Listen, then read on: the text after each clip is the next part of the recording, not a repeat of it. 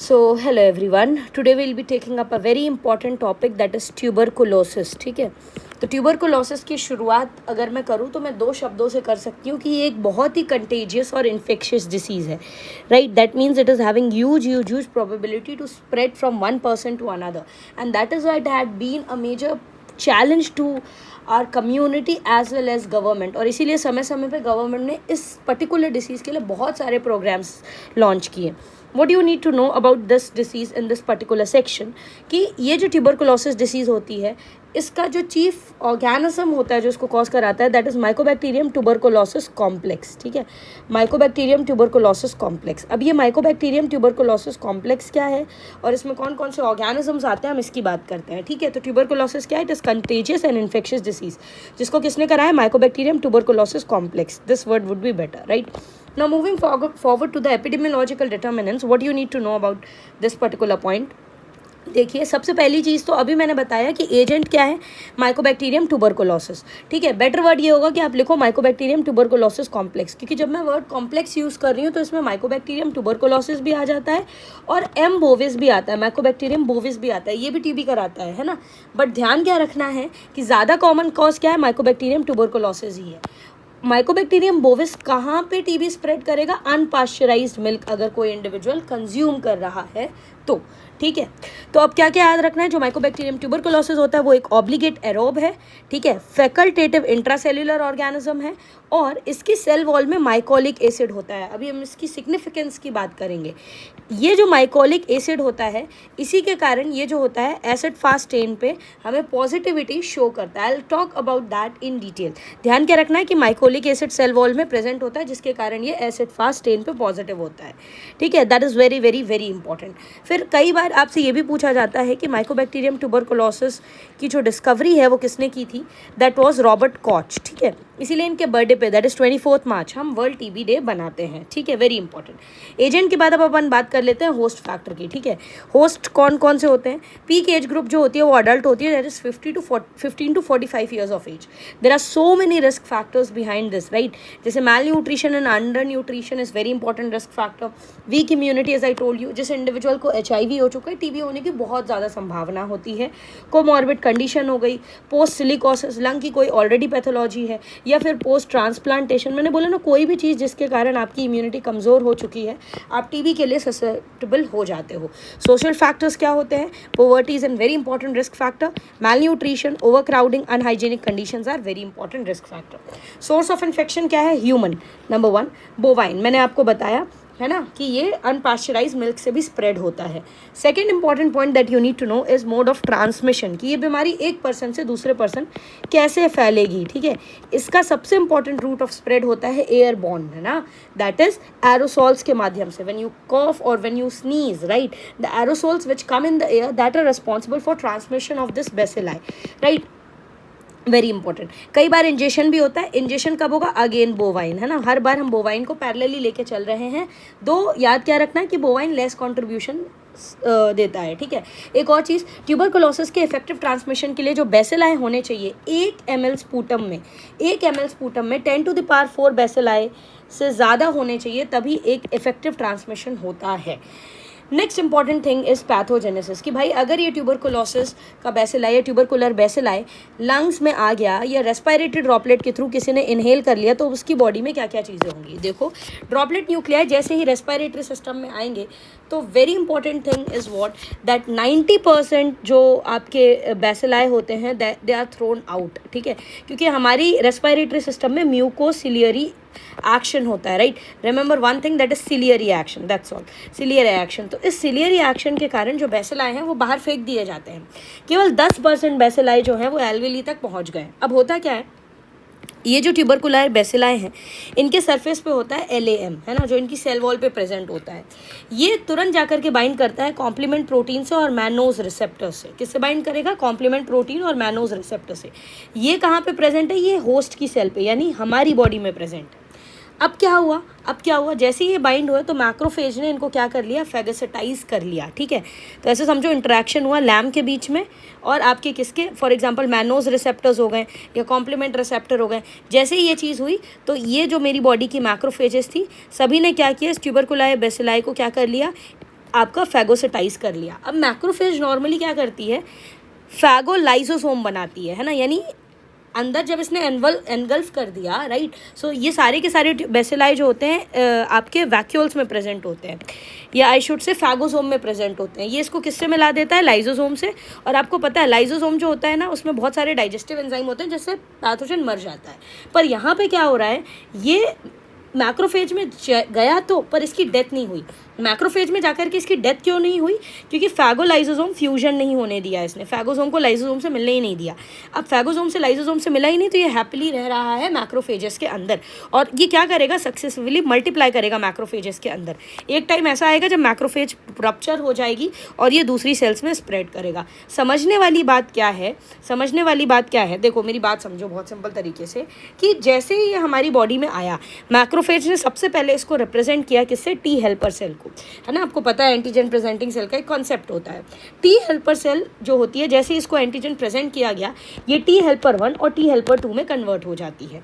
T helper 1 जो होती है वो सेल मीडिएटेड इम्यून रिस्पॉन्स को जनरेट करती है। ये इंटरल्यूकिन 2 और इंटरफेरॉन गामा को रिलीज करके दो चीज़ें कराएगी। जैसे मान लो अगर किसी की इम्यूनिटी अच्छी है ना, तो उसकी बॉडी में क्या होगा, मैक्रोफेज एक्टिवेट होंगी और ग्रैन्युलोमा फॉर्मेशन होगा। आपने पढ़ा होगा ना, क्रॉनिक इन्फ्लामेशन में ग्रैन्युलोमा फॉर्म होता है, और केजेटिंग और नॉन केजेटिंग ग्रैन्युलोमा दोनों टाइप के फॉर्म होते हैं, पर केजेटिंग ग्रैन्युलोमास आर मोर कॉमन, राइट। अब हुआ क्या, मान लो किसी की इम्यूनिटी इतनी अच्छी नहीं थी, या रिस्क फैक्टर प्रेजेंट है, वहाँ पे टिश्यू डिस्ट्रक्शन होने लगता है ना, और फिर डिसमिनेशन होने लगता है, यानी वो दूसरी जगह पे स्प्रेड करने लगता है। देखो मेरी बात समझो, ये टी हेल्पर 1 की स्टोरी है। टी हेल्पर 2 जो होता है, इसमें इंटरल्यूकिन 4, इंटरल्यूकिन 5 और इंटरल्यूकिन 13 कंट्रीब्यूट करते हैं। बी सेल्स को एक्टिवेट करता है, जो कि ह्यूमोरल रिस्पॉन्स जनरेट करता है, जिसके कारण एंटीबॉडीज जनरेट होती है, पर इसका कम कॉन्ट्रीब्यूशन रहता है। मैं क्या समझाना चाह रही हूँ, टीबी से लड़ने में सेल मीडिएटेड इम्यूनिटी ज़्यादा रोल इन्वॉल्व करती है as compare to humoral immunity. क्यों, क्योंकि ये पहली बात तो ऑब्लिगेट आपको ना फैकल्टेटिव इंट्रा सेल्यूलर ऑर्गेनिज्म है ना, तो ये ब्लड में इतना आता ही नहीं है ना, इसलिए ह्यूमोरल इम्यूनिटी का कंट्रीब्यूशन कंपैरेटिवली बहुत कम होता है। ठीक है, चलिए आगे बढ़ते हैं। That is to the next point, that is the clinical features. अगर मैं टीबी के क्लिनिकल फीचर्स की बात करूँ तो इसमें पल्मोनरी टीबी होती है या एक्स्ट्रा पल्मोनरी टीबी होती है। देखो ज़्यादातर केसेस में तो ये लंग्स को इन्वॉल्व करती है, that is pulmonary TB. This a very popular saying है ना, आई हर्ड दिस, कि tuberculosis can cause everything in human body except pregnancy, right. मतलब ये हर एक ऑर्गन सिस्टम को इन्वॉल्व कर सकता है। ऐसा कोई चैप्टर नहीं होगा या ऐसा कोई सब्जेक्ट नहीं होगा जिसमें आप टीबी के बारे में नहीं पढ़ो, ठीक है। पर सबसे ज़्यादा ये लंग्स को इन्वॉल्व करती है, ठीक है, तो उसको पल्मोनरी टीबी बोलते हैं। पर उससे पहले मैं थोड़ा एक्स्ट्रा पल्मोनरी टीबी की बात कर लेती हूँ। देखो कॉमन सेंस से समझ में क्या आ रहा है कि एक्स्ट्रा पल्मोनरी टीबी जो है उसमें कौन से पेशेंट रिस्क में होंगे, जो HIV पेशेंट्स होंगे, है ना, जिनकी इम्यूनिटी कमज़ोर होगी, तो ये लिम्फ नोड को इन्वॉल्व करेगा सबसे ज़्यादा, तो जिसके कारण टीबी लिम्फेडिनाइटिस हो सकता है, बच्चों में बहुत कॉमन होता है। प्लूरा को इन्वॉल्व कर सकता है, जेनाइटो यूरिनरी सिस्टम को इन्वॉल्व कर सकता है। देखो GIT में टर्मिनल इलियम को सबसे ज़्यादा इन्वॉल्व करता है। रीनल टीबी होता है, स्केलेटल मसल में आप ऑर्थो में पॉट्स डिसीज़ पढ़ते हो, ठीक है, आप मेडिसिन में टीबी मेनिंजाइटिस पढ़ते हो, आप मिलियरी टीबी भी पढ़ते हो, that is also a form of extra pulmonary tuberculosis, क्योंकि वो पूरी बॉडी घूम करके वापस हमारे रेस्पिरेटरी सिस्टम में आता है। What is important is pulmonary TB, जब वो मेरी लंग्स में ही रेस्ट्रिक्टेड रहेगा। तो इसमें दो टाइप की टीबी होती है, एक प्राइमरी टीबी होती है और एक सेकेंडरी टीबी होती है। ये बहुत इंपॉर्टेंट है, ये समझना ज़रूरी है। देखो प्राइमरी टीबी क्या होता है, किसी भी इंडिविजुअल को अगर ट्यूबरकुलर बेसिलाई का पहला एक्सपोजर हुआ तो उसको प्राइमरी टीबी बोलते हैं, है ना। हम जिस एज में हैं 23, 24, 25, इन एज ग्रुप्स में क्या होता है, जनरली कभी ना कभी ट्यूबरकुलर बेसिलाई मेरे लंग्स में जा चुका है, right. So either there is a reinfection, कि वापस इन्फेक्शन हुआ हो क्योंकि पहले वो जा चुका है, या तो ऑलरेडी जो बेसिलाई लंग्स में प्रेजेंट है वो रीएक्टिवेट हो जाते हैं। कहने का मतलब आप समझ रहे हो कि एक एक्सपोजर ऑलरेडी मुझे मिल चुका है, तो दूसरा एक्सपोजर हो रहा है। दूसरा एक्सपोजर कैसे हो रहा है, या तो एक्सोजिनस यानी बाहर से री इन्फेक्शन, या तो एंडोजिनस की रीएक्टिवेशन हो गया हो, ठीक है, तो उसको सेकेंडरी टीबी बोलते हैं। पहले तो डेफिनेशन समझो। अब प्राइमरी टीबी बच्चों में ज़्यादा कॉमन होती है, सेकेंडरी टीबी ऑब्वियसली एडल्ट्स में ज़्यादा कॉमन होगी, ठीक है। अब देखो क्या क्या क्वेश्चन पूछे जाते हैं। प्राइमरी टीबी जो होती है लोअर और मिडिल और लोअर लोब को इन्वॉल्व करती है ना, बच्चों में लोअर और मिडिल लोब को इन्वॉल्व करती है लंग्स के, और इसमें गोन्स फोकस बनता है। गोन्स फोकस क्या है अभी हम डिटेल में पढ़ेंगे। याद क्या रखना है, प्राइमरी टीबी में लिम्फ नोड इन्वॉल्व करता है, अभी मैंने बताया लिम्फेडेनाइटिस होता है, बच्चों में बहुत कॉमन होता है, इतने ज़्यादा कोई सिम्टम्स नहीं आते प्राइमरी टीबी में, और ये ऑटोमेटिकली 95% केसेस में हील कर जाता है।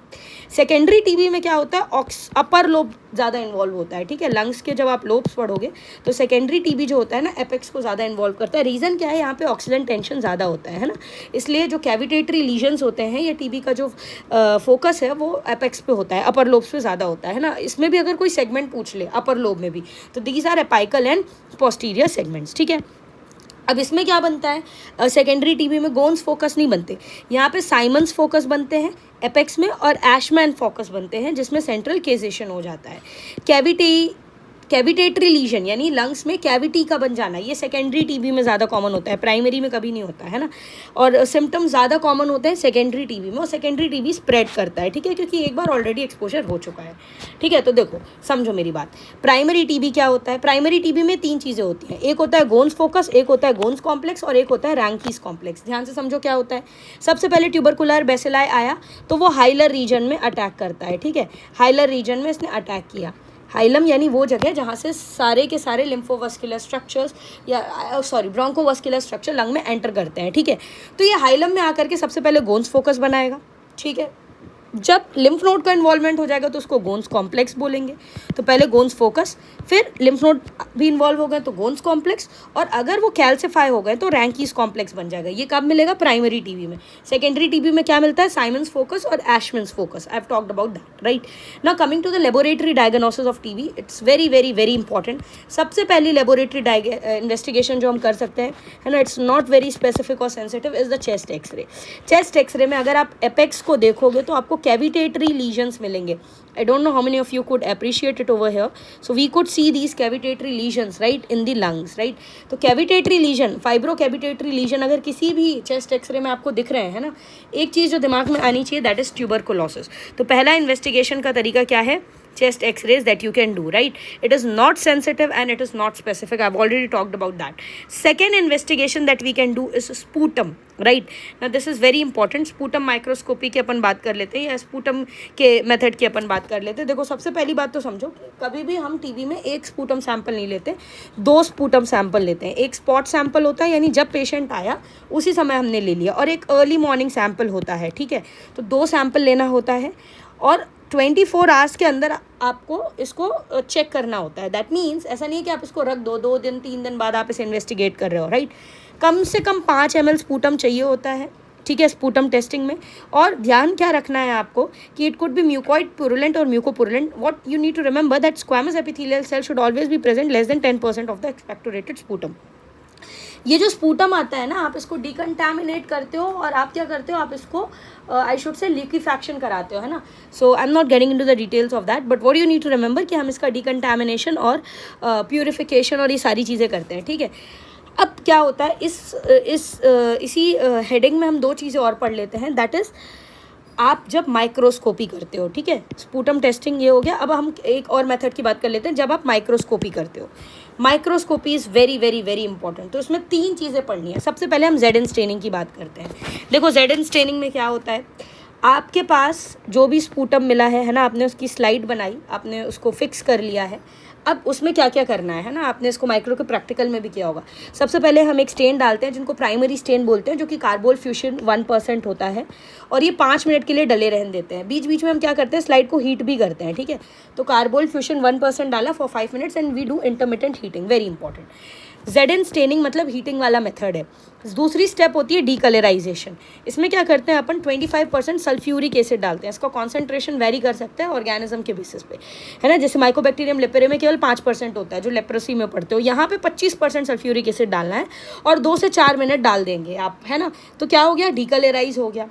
अब तीसरा जो होता है वो होता है आपका काउंटर स्टेन। काउंटर स्टेन होता है 0.1% मिथाइलिन ब्लू, और ये केवल 30 सेकेंड के लिए डालते हैं। अब मेरी बात समझो, 30 सेकेंड के बाद आप स्लाइड को धो देते हो, वॉश कर देते हो, रिंस कर देते हो। ऑब्जर्वेशन क्या है, अगर आपको लॉन्ग स्लेंडर, है ना, कर्व्ड बीडेड रेड कलर के ऑर्गेनिज्म दिख रहे हैं. Now appreciate this has been taken from my own microbiology experiment which I did during my practical. So you can see these beaded organisms, right? ये जो है ये acid fast bacilli आपको दिख रहे हैं. तो बैकग्राउंड किस कलर का, दो तीन क्वेश्चन पूछते हैं. बैकग्राउंड किस कलर का दिख रहा है? अगर आप अप्रिशिएट कर पा रहे हो तो ये ब्लू कलर का है. ये जो ब्लू कलर का बैकग्राउंड होता है वो मिथाइलिन ब्लू के कारण होता है या काउंटर स्टेन के कारण होता है. ठीक है, जो बैसिलाई ने बैक्टीरिया कलर लिया, दैट इज क्या कि उसने रेजिस्टेंस को प्रिवेंट किया है ना. जो प्राइमरी स्टेन था उससे आप डीकलराइज नहीं कर पाए उसको. ठीक है, अब क्या होता है, कई बार क्या करते हैं अपन, हीट नहीं करते तो इसको कोल्ड मेथड बोलते हैं. इसको हम लोग किन्योन मेथड बोलते हैं. ठीक है, दूसरा तरीका पढ़ लिया. और तीसरा होता है फ्लोरेसेंस माइक्रोस्कोपी. कई बार हम फ्लोरेसेंस माइक्रोस्कोपी भी यूज़ करते हैं. ठीक है, इसमें आपको एक वर्ड याद रखना है, ब्रिलियंट ग्रीन, है ना. तो fluorescent microscopy could also be used in which we can get brilliant green colour, right. So that is the one part of the story. ठीक है, I think that's very clear to you. इसमें हम कौन सी dye use करते हैं fluorescence staining में? Auramine O and rhodamine. ठीक है, okay. So we are done with this, we are done with this. Third one is the culture method. Very very very important. अब culture में या तो तुम सॉलिड कल्चर मेथड यूज़ कर सकते हो या तो लिक्विड कल्चर मेथड यूज़ कर सकते हो.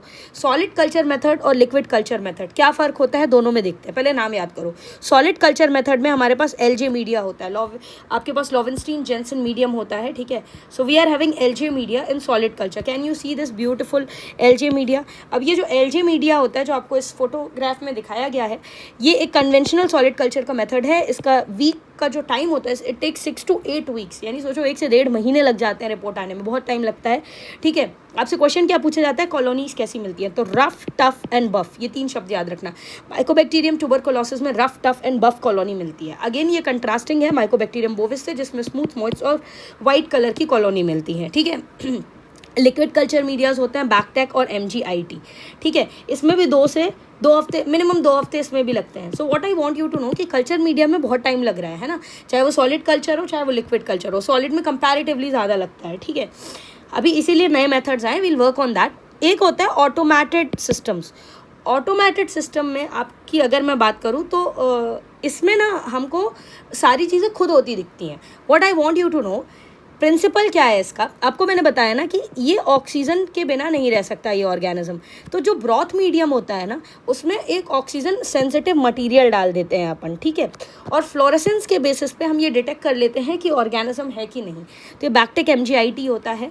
Last thing that we have to work upon is the molecular methods. हाँ, I talk about the molecular methods, but before that कुछ जो एडिशनल मेथड रह गए हैं जो बहुत इंपॉर्टेंट नहीं है, पहले मैं वो बता दूँ आपको. ठीक है, we are having serological testing, that is IGRA, right? IGRA अगर आपने नाम सुना हो, it's not very important, again I am repeating this to you. ठीक है, बहुत इंपॉर्टेंट नहीं है, पर जो जो चीज़ें ज़रूरी है मैं थोड़ा थोड़ा आपको बता देती हूँ. लोवेंस्टीन जेंसन मीडिया, एलजे मीडिया की मैंने बात कर ली है. एग बेस्ड सॉलिड मीडिया होता है, इसमें एग होता है. I have told you, time I have told you, right. Middlebrook media I have told you 1 to 2 weeks I have told you. Serological testing में IGRA का नाम बताया मैंने, it is interferon gamma release assay, है ना. अब ये latent TB के लिए यूज़ होता है. देखो 2 ही चीज़ें लेटेंट TB में यूज़ होती है, ध्यान रखना, IGRA और ट्यूबरकुलिन स्किन टेस्ट. अभी मैं इसकी भी बात करूँगी. ठीक है, तो ये लेटेंट TB को डायग्नोज करने में यूज़ होता है. तो अब थोड़ा सा अपन ट्यूबरकुलिन स्किन टेस्ट के बारे में पढ़ लेते हैं, क्योंकि ये आपसे पूछा जाता है. ठीक है, बाकी तो मैंने आपको सारे मेथड्स बता दिए हैं. ठीक है, जो जो इंपॉर्टेंट थे. So chest x-ray, sputum, microscopic methods, right. We are having culture methods, we are having genotypic methods, I'll talk about that, CB-NAT and TrueNAT, the most important one. serological test में मैंने IGRA बता दिया, और latent TB के लिए मैंने आपको tuberculin skin test बताया. अब ट्यूबरकुलिन स्किन टेस्ट को करते कैसे हैं? पहली बात तो अपन को इसको मॉन्टेक्स टेस्ट भी बोलते हैं. कई बार आपसे ऐसा भी पूछा जाता है, पिरकेट टेस्ट और मॉन्टेक्स टेस्ट, है ना. Mantoux test, how do we do this, है ना. So we take 1 international unit of purified protein derivative RT23 with tween 80, right. We use this. I am telling you, it is not use for diagnosis. This is very very very important. ये latent TB के लिए use होता है, वो भी बच्चों में, adults में नहीं यूज़ होता. ठीक है, तो बेसिकली हम क्या करते हैं, हम इंजेक्ट कर देते हैं 1 unit of PPD. ठीक है, और हम बेसिकली क्या देखते हैं, हम ऑब्जर्व करते हैं कि जो व्हील एंड फ्लेयर रिएक्शन आया 72 घंटे के अंदर, या जो इरिथमा और इंड्यूरेशन आया है ना, उसका हम डायामीटर मेजर करते हैं. क्या वो 5 मिलीमीटर से ज़्यादा है, क्या वो 10 मिलीमीटर से ज़्यादा है, या वो 15 मिलीमीटर से ज़्यादा है. देखो अगर वो 15 मिलीमीटर से ज़्यादा है, यानी बहुत बड़ा आपको इंड्यूरेशन मिला है ना, मतलब कोई रिस्क फैक्टर नहीं प्रेजेंट है, और ये बंदा नॉर्मल है। अगर 15 मिलीमीटर से वो ज़्यादा है ना, इट्स पॉजिटिव। अगर वो 10 मिलीमीटर से ज़्यादा है मतलब इम्यूनिटी इतनी अच्छी नहीं है ना, तो हाई रिस्क ग्रुप है। और अगर वो 5 मिलीमीटर से ज़्यादा है मतलब बहुत छोटा है, बहुत छोटा है, ठीक है, तो सीवियरली इम्यूनो कॉम्प्रोमाइज ऑर्गेनिज्म है और ये नेगेटिव है ना। इसको नेगेटिव ट्यूबरकुलिन स्किन टेस्ट बोलते हैं और ये HIV पॉजिटिव इंडिविजुअल्स में आपको देखने को मिलता है। What is now the most important point that we need to discuss is basically the two important test of all, the game changer of the story, that is molecular methods. इसमें हमारे पास automated real time PCR होता है, that is CB-NAT and TrueNAT। ये आपको सब, इसके बारे में आपको सब कुछ पता होना चाहिए। CB-NAT, TrueNAT and line probe ऐसे, राइट। देखो सबसे पहले CB-NAT की बात करूँ तो ये जीन एक्सपर्ट है CB-NAT। तो cartridge based nucleic acid amplification test, that is its name, right. अब इसका जो टर्न अराउंड टाइम होता है वो 2 घंटे का होता है। पहले तो टाइम ही पूछता है, ठीक है। जो आपका TrueNAT है उसका टर्न अराउंड टाइम 90 मिनट्स का होता है, ठीक है। 1 आवर लिखा है इन्होंने, 90 मिनट्स का होता है, ठीक है। तो इसका 2 घंटे होता है, इसका लगभग 1.5 घंटे होता है। CB-NAT या जीन एक्सपर्ट जो है ये रिफैम्पिसिन रेजिस्टेंस के बारे में भी बता देता है और ये माइकोबैक्टीरियम ट्यूबरकुलोसिस को भी डिटेक्ट कर लेता है। नहीं, 2 चीज़ें इसने बता दी। अब कुछ फ़ायदा है तो कुछ नुकसान भी होगा। नुकसान ये है कि सबसे पहले ये बहुत एक्सपेंसिव होता है, it's very very very expensive. और दूसरा नुकसान ये है कि ये माइकोबैक्टीरियम ट्यूबरकुलोसिस को स्पीशिएट नहीं कर पाता, ठीक है, स्पीशीज़ में डिफ्रेंशिएट नहीं कर पाएगा। एक होता है चिप बेस्ड जिसको अपन लोग TrueNAT बोलते हैं। Very very very important. Why is it important? Because ये इंडिया में आया है ना, इंडिया वालों ने इसे बनाया है। मज़ेदार बात क्या है कि आप इसको पेरीफेरी में यूज़ कर सकते हो क्योंकि ये इलेक्ट्रिकली नहीं, बैटरी से ऑपरेटेड होता है, राइट, वेरी इंपॉर्टेंट। तो आप इसे पेरीफेरी में यूज़ कर सकते हो, ठीक है, पहला फ़ायदा। दूसरा, इसका टर्न अराउंड टाइम कम होता है 90 मिनट्स का। इसका भी नुकसान ये है कि स्पीशिएशन में हेल्प नहीं कर रहा है, इट कैन नॉट स्पीशिएट इट। एक और नुकसान इसका क्या है, ठीक है, कि इसमें ना कम सैंपल्स डिटेक्ट होते हैं, तो पेरीफेरी में हमें इतनी ज़रूरत भी नहीं है, केवल 1 से 4 सैंपल। सो चिप बेस्ड कॉन्सेप्ट भी होता है। So this is very very very important. Line probe ऐसे, अब इनका भी फादर है ना। So what is advantage of this? अभी मैंने बताया ना कि आप रिफैम्पिसिन रेजिस्टेंस को डिटेक्ट कर पा रहे हो दोनों में, है ना। आप माइकोबैक्टीरियम ट्यूबरकुलोसिस के जेनेटिक मटीरियल को डिटेक्ट कर पा रहे हो, ठीक है। लाइन प्रोब ऐसे का फ़ायदा क्या है कि आप स्पीशीज़ को भी अब आइडेंटिफाई कर पाओगे। आप first line anti tubercular drug और second line anti tubercular drug के बीच में डिफ्रेंशिएट कर सकते हो, या फिर अगर रेजिस्टेंस है तो उसे जान सकते हो। So you can know whether the individual is having the resistance to first line anti tubercular drug और second line anti tubercular drug, and you can speciate it, है ना। इसका फ़ायदा कब आएगा? जब हम इस डिसीज़ को ट्रीट करेंगे। तो नेक्स्ट सेशन में हम इस डिसीज़ का ट्रीटमेंट और नेशनल ट्यूबरकुलोसिस एलिमिनेशन प्रोग्राम को थोड़ा सा देखेंगे। Thank you.